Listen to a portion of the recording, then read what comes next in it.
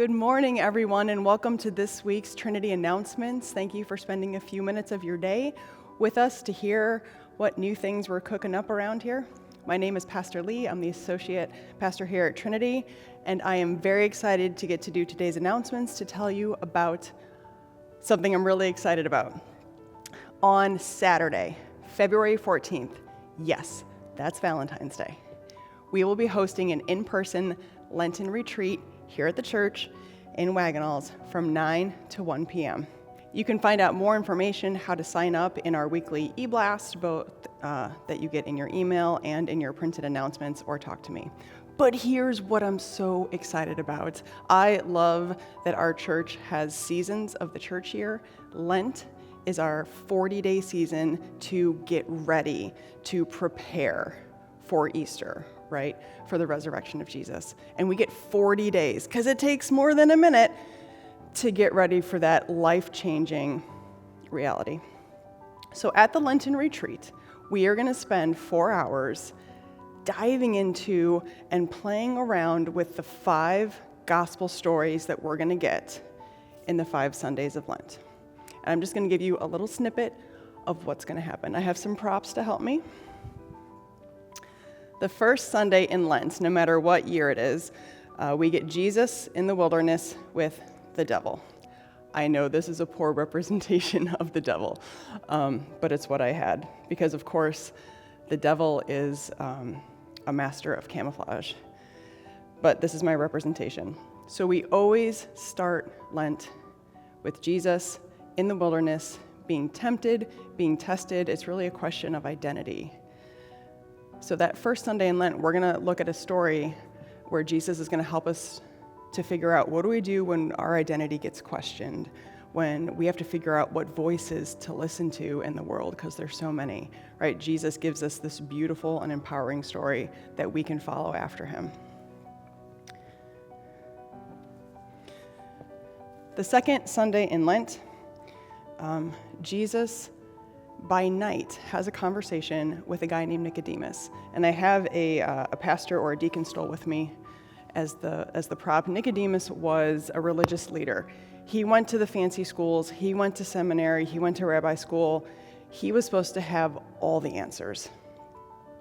And what I love about Nicodemus is that he shows us you can be a person of deep faith. You can have answers and you can still have questions. The two are not mutually exclusive. And Jesus does not shame Nicodemus, not even for a second, but engages in this conversation exactly where Nicodemus is, and we get one of the most well-loved Bible verses, John 3:16, from that encounter, right, that shows that God so loved the world, God so loved the cosmos, God loved the world in this way, that God sends the Son to be with us so that we can be with others. The third Sunday in Lent, okay, we'll do it this way. Jesus encounters someone that he ends up having the longest conversation that's recorded in any of the 4 Gospels, and it is with someone from whom he could not be more different. The number of boundaries that he crosses in order just to have not only just a conversation, but this incredibly deep and theological conversation. He does it with a woman at a well who just came to get her daily water. But the two of them couldn't be more different. And by the end of the conversation, Jesus reveals how much they have in common and how this living water that God provides is for her, is for all people. And then he sends her as a preacher to go back and tell others, especially the ones that didn't want her part of their community. All right, the 4th Sunday in Lent, this will get a little bit dirty. I have a visual of mud. We get another long story. Jesus interacts with a lot of characters on the 4th Sunday of Lent, but there's a man named Bartimaeus, and he's born blind. And there's this whole hoopla about who sinned, whose fault is it? Because if we could just assign blame, then we can wash our hands, right? Because as long as we didn't do it, we don't have to help fix it. And Jesus is like, how about this? God doesn't play by those rules. Here's the rules that God plays by. And Jesus takes dirt, mixes it with his own spit, and makes mud, puts it on blind Bartimaeus' eyes, makes him able to see, which is a lovely story, but it's far more complicated than that. So while Jesus has no problems getting his hands dirty for the sake of being with and bringing healing and community to a child of God, everyone else in the story is trying desperately to keep their hands clean because they don't want to get in trouble, they don't want to inflame the authorities, they don't want to get the religious leaders mad at them. It's almost comical. Everyone trying to pass the buck, everyone trying to keep their hands clean, when Jesus literally visually is like, this is what it means to be with people sometimes. You get your hands dirty, and when you do, there is healing and new life. And the person that Jesus heals actually gets thrown out of his community because people just can't handle this new thing that God has done. And Jesus goes and seeks him out. Jesus doesn't just heal and say, have a great life. Jesus follows him and says, hey, you matter to me, right? And then the last prop, these are all just strips of cloth, right? Strips of cloth. So many different traditions and cultures have different ways of burying people. In our fifth and final gospel lesson before Holy Week, we have the story of the raising of Lazarus.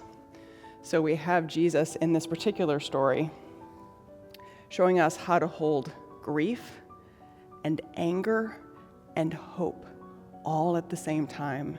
And in doing so, he validates each of those emotions, right? What could that mean for us as individuals, as a congregation? And he's not just interacting with Lazarus, he interacts with Lazarus' sisters, Mary and Martha, who are equally mad and sad because they think that Jesus wasn't there, that Jesus wasn't with them. And Jesus opens up the meaning of what it means when God is with us, what that looks like, and what new life looks like. And the reason I have these bands of cloth, what's fascinating in that story, so at the end, Jesus calls Lazarus out of the tomb, calls him by name, says, Lazarus, come out. And again, in the ancient times, the dead bodies were wrapped lovingly with spices in all of these bands of cloth. And Jesus says to the community, you unbind him. With Jesus, healing and new life always happens in community. It's a team sport. It's not solo.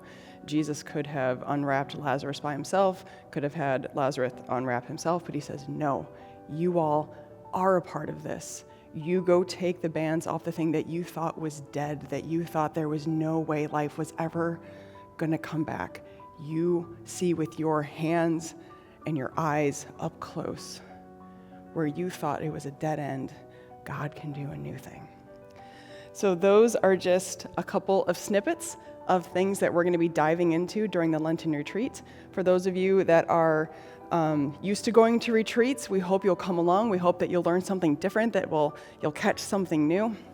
For those of you who have never been on a retreat, maybe Lent is new to you or retreats are new to you, this is the perfect year to come stick your toe in the water. I promise, I have yet to run a retreat or be at a retreat that was not beneficial to my own growth and spiritual formation in a particular season.